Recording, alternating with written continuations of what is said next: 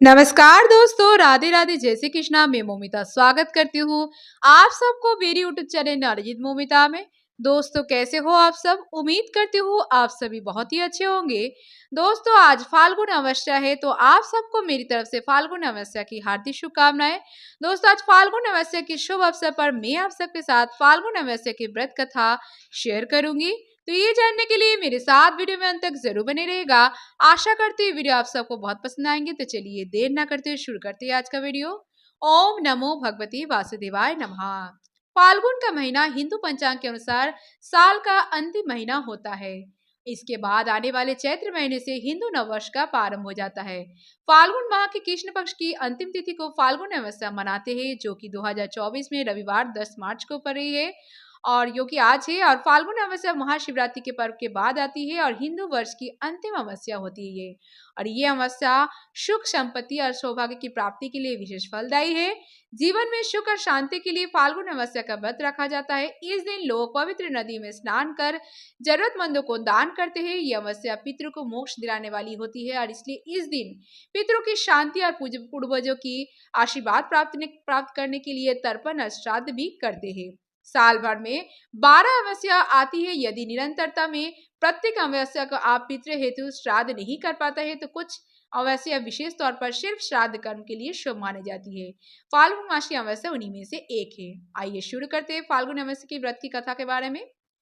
पौराणिक मान्यता के अनुसार माना जाता है कि जो भी व्यक्ति फाल्गुन अमावस्या के दिन व्रत रखता है उसके जीवन में कोई समस्या नहीं आती है और सुख संपत्ति में वृद्धि होती है। इस दिन पितृ का पूजन करने का विधान है और अमावस्या पर पितृ का पूजन करने से उनका आशीर्वाद मिलता है और उनकी आत्मा को शांति मिलता है। मान्यता के अनुसार आज के दिन गंगा में डुबकी लगाने और दान करने से कई गुना पुण्य फल की प्राप्ति आती है। फाल्गुन अमावस्या की कथा। एक दिन ब्राह्मण परिवार था जिसमें पति पत्नी और उनकी एक पुत्री थी। उनका जीवन सामान्य चल रहा था। वर्ष बीतते गए और पुत्री भी धीरे धीरे बड़ी होने लगी। बढ़ती आयु के साथ उसमें स्त्रियों के गुणों का भी विकास होने लगा था और वह अत्यंत ही सुंदर, सुशील, सर्वगुण संपन्न थी और लेकिन गरीब होने के कारण उसका विवाह नहीं हो पा रहा था।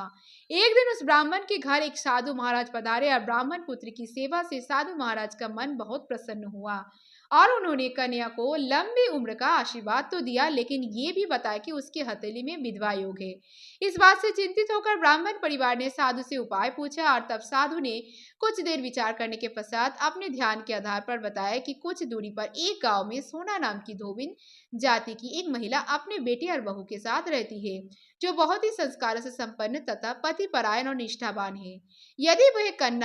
यदि ये कन्या उसकी सेवा करे और उसके विवाह में वह महिला अपनी मांग का सिंदूर लगा दे तो इस कन्या का विधवा योग मिट सकता है। साधु ने यह भी कहा कि वह महिला कहीं आती जाती नहीं है। ये बात सुनकर ब्राह्मणी ने अपनी बेटी से धोबिन की सेवा करने की बात कही। अगले दिन कन्या प्रातः काल उठकर सोना देवन के घर चली गई और फिर प्रतिदिन वह धोबिन के घर की साफ सफाई अन्य सारे कार्य कर अपने घर वापस आ जाती थी। एक दिन सोना धोबिन अपनी बहू से पूछती है कि तुम तो सवेरे उठकर सारे काम कर लेती हो, पता भी नहीं चलता। तब बहू ने कहा, माँ जी, मैंने तो सोचा कि आप भी प्रातः उठकर सारे काम खुद ही खत्म कर लेती हो। मैं तो देर से उठती हूँ। इसके बाद दोनों सास बहू निगरानी करने लगे कि कौन है जो सवेरे ही घर का सारा काम करके चला जाता है। कई दिनों बाद धोबिन ने देखा कि एक कन्या प्रातः घर में आती है और सारे काम करने के बाद चली जाती है। आज जब वह जाने लगी तो सोना धोबिन उसके पैरों पर गिर पड़ी और पूछने लगी कि वह कौन है जो इस प्रकार छुप कर उसके घर में काम करती है।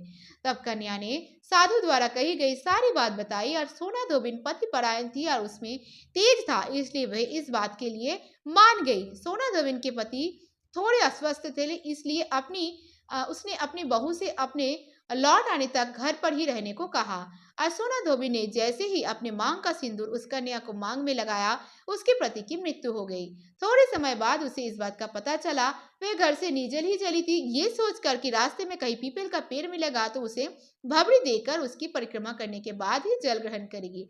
और उस दिन अमावस्या थी और ब्राह्मण के घर मिले पुए पकवान की जगह उसने ईंट के टुकड़े से 108 बार भबरी देकर पीपल के पेड़ की 108 बार परिक्रमा की और उसके बाद जल ग्रहण किया। ऐसा करती है उसका पति वापस जीवित हो गया और इसलिए माना जाता है कि इस दिन व्रत आदि करने से पुण्य फल की प्राप्ति होती है।